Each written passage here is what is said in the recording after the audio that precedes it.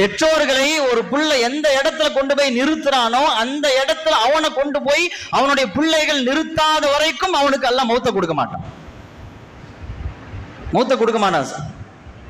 சாபித்துல் புனானி ரஹ்மத்துல்லாஹி அலைஹி அவங்க பார்க்கறாங்க, ரோட்ல ஒருத்தர் தன்னுடைய தகப்பனை போட்டு அடிச்சிட்டு நின்னாரு. தகப்பனை போட்டு அடிக்கிறாரு.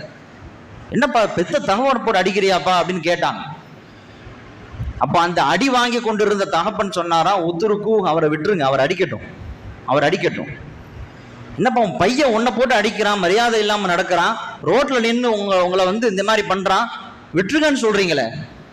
இதே இடத்தில் நான் என் தகப்பனை ஒரு நாள் அடித்தேன்.